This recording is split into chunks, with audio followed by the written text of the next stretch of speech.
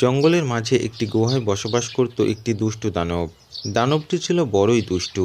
দানবটির গুহার সামনের একটি নিম গাছে বসবাস করত টুনা আর টুনি। তাদের প্রতিবেশী ছিল একটি হিংসুটে কাক। টুনি প্রথম ডিম দিয়েছে। টুনা, ও টুনা, তুমি খুশি হয়েছো তো আমি ডিম দেওয়াতে? হ্যাঁ টুনি, আমি অনেক খুশি হয়েছি। আজ তোমার জন্যই আমি বাবা হওয়ার স্বাদ বুঝতে যাচ্ছি।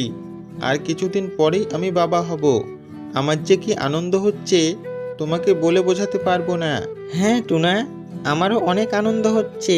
প্রথমবার মা হতে যাওয়ার অনুভূতিটাই আলাদা। আমাদের যেদিন বাচ্চা হবে আমরা সেদিন পুরো জঙ্গলে মিষ্টি খাওয়াবো। কেমন? সে আর বলতে, আমি তো পুরো জঙ্গলে ভোজ দেওয়ার কথা ভাবছি। ভোজ? কিন্তু ভোজ দিতে তো অনেক টাকা ফুরিয়ে যাবে। ও নিয়ে তুমি চিন্তা করো না, টাকার ব্যবস্থা হয়ে যাবে। তুমি শুধু মন দিয়ে ডিমে তাওয়া দাও। বেশ কিছুদিন পর টুনির ডিম ফেটে বাচ্চা বের হয়। বাচ্চা হওয়ার আনন্দে টুনাটুনি জঙ্গলের সমস্ত পাখিদের ভোজ খাওয়ায়। টুনাটুনির এত আনন্দ দেখে তাদের প্রতিবেশী কালু কাকের প্রচণ্ড হিংসে হয়। তাই সে গুহার দানবের কাছে গিয়ে দানবটিকে বলে, পেন নাম নেবেন মহারাজ। এ আরে কালু, তুই আজ নিজেই খাবার হতে চলে এসেছিস দেখছি। আজ্ঞে মহারাজ, আমার মতো শুকনো কাককে খেয়ে আপনি কি পাবেন? আমার মাংসের কোনো স্বাদ নেই। সব থেকে সুস্বাদু মাংস হলো টুনটুনি পাখির বাচ্চার মাংস। যেমন নরম তেমনি রসালো। আমি শুধু আপনাকে এটা বলতে এসেছিলাম, টুনির ডিম ফেটে বাচ্চা হয়েছে। সেই আনন্দে টুনাটুনি জঙ্গলের মাঝে জঙ্গলের সমস্ত পাখিদের ভোজ খাওয়াচ্ছে। এখন আমি আসি, নাহলে সমস্ত ভোজ ফুরিয়ে যাবে। আমি তখন কিছুই খেতে পাবো না।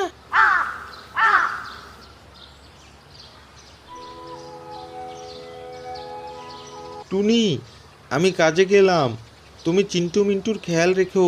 ঠিক আছে, সাবধানে যেও।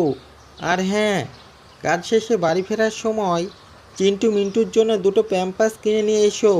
ঘরের সমস্ত প্যাম্পাস ফুরিয়ে গেছে। ঠিক আছে, নিয়ে আসবো। এখন আমি আসি। এই বলে টুনা কাজে চলে যায়। টুনা কাজে যাওয়ার বেশ কিছুক্ষণ পর দানবটি তার গুহা থেকে বের হয়ে টুনির বাসা যে গাছে অবস্থিত সেই গাছের গোড়ায় গিয়ে দাঁড়ায়। বড্ড খিদে পেয়েছে। টুনির বাচ্চার মাংসের নাকি ভীষণ স্বাদ। আজ তার মাংস খেয়েই দাঁতের রস মেটাবো। এই বলে দানবটি গাছটি দোলাতে শুরু করে। তবে টুনির বাসা ভীষণ শক্তভাবে বানানো হয়েছিল, তাই দানবটি হাজার গাছ দোলানো সত্ত্বেও টুনির বাসা ভেঙে পড়ে না। ফলে দানবটি নিরাশ হয়ে পুনরায় গুহায় ফিরে যায়। এদিকে দানবের এই ব্যবহারে টুনি অনেক ভয় পেয়ে যায় আর ভাবে টুনা আসলেই তারা এখান থেকে অন্য কোথাও চলে যাবে। অন্যদিকে কালু কাক আবারও দানবটির কাছে যায়। তুই আবার এসেছিস আমার খাবার হতে, এবার তোকে ছাড়বো না। আরে মহারাজ, আমি তো আপনাকে শুধু এটা বলতে এসেছিলাম যে সভ্য সমাজে মানব জাতি ঢিল মেরে পাখির বাসা ভেঙে ফেলে। এখন আমি আসি, না হলে আপনি আমাকেও খেয়ে ফেলবেন। দুষ্টু কাকের কথা শুনে দানবটি আবারও গুহা থেকে বেরিয়ে একটি পাথর কুড়িয়ে টুনির বাসার দিকে ছুঁড়ে মারে। পাথরটি গিয়ে লাগে টুনির বাসায়। পাথরের আঘাতে টুনির বাসা ভেঙে যায়। বাচ্চা দুটো মাটিতে লুটিয়ে পড়ে। টুনিও পাথরের আঘাতে একটি ঝোপে গিয়ে পড়ে। এই সুযোগে দানবটি বাচ্চা দুটোকে খেয়ে নেয়। কি মহারাজ, মজা পেলেন? আমি তো আগেই বলেছিলাম টুনটুনি পাখির বাচ্চার মাংসের যেমন স্বাদ তেমনি রসালো। কালুকাক আর কিছু বলার আগেই দানবটি কালুকাককে ধরে ফেলে আর খেয়ে নেয়। এরপর বেলা শেষে টুনা বাসায় ফিরে তার বাসা দেখতে না পেয়ে কান্না করতে শুরু করে। টুনি, চিন্টু, মিন্টু, কোথায় কোথায় তোরা? টুনি, কোথায় তুমি? টুনি, টুনি, কোথায় তুমি? চিন্টু, মিন্টু, টুনি, টুনি। টুনার কান্না শুনে টুনি ধীর গলায় টুনার ডাকে সাড়া দেয়।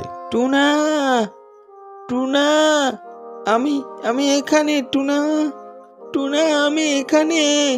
টুনা। টুনির আওয়াজ শুনে টুনা ঝোপের আড়ালে গিয়ে দেখে টুনি আহত অবস্থায় পড়ে আছে। তার ডানা ভেঙে রক্ত বের হচ্ছে। কি বুঝলেন কবিরাজ মশাই? টুনি ঠিক হয়ে যাবে তো? টুনির শরীরে অনেক আঘাত পেয়েছে বাবা। শরীর থেকে অনেক রক্ত বের হয়ে গেছে। ঠিক হতে কিছুদিন সময় লাগবে। বেশ কিছুদিন পর টুনি সুস্থ হয়ে টুনাকে সবটা খুলে বলে। সবটা শুনে টুনা প্রতিশোধের নেশায় মেতে ওঠে। আর দানবটিকে মারার জন্য আগ্রহী হয়। ওই দানবের এত বড় সাহস, আমার বাচ্চাকে খেয়েছে, তোমাকে মেরেছে, ওর বেঁচে থাকার কোনো অধিকার নেই, আমি এক্ষুনি ওকে মারবো। দাঁড়াও টুনা, রাগের মাথায় এমন কোনো কাজ করে ফেলো না যার ফলে আমি তোমাকেও হারিয়ে ফেলি। আমি আগেই আমার বাচ্চাকে হারিয়ে ফেলেছি, আমি আর তোমাকে হারাতে চাই না। তাহলে তুমি কি চাইছো? আমি হাত গুটিয়ে বসে থাকি আর আমার বাচ্চার হত্যাকারী আনন্দের সাথে ঘুরে বেড়াক? না, আমরা দানবটিকে মারবো, তবে তার জন্য একটি পরিকল্পনা করতে হবে।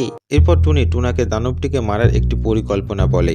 টুনা সেই পরিকল্পনা অনুযায়ী একটি বাঘের কাছে যায়। কি রে টুনা, তুই এখানে আমার খাবার হতে এসেছিস নাকি? তুমি যে কি বলো না বাঘ ভাই, তুমি খাবে আমাকে? তুমি হয়তো জানো না আমি দানবের লোক। আমার কিছু হলে দানব তোমাকে আস্ত গিলে খাবে, আস্ত।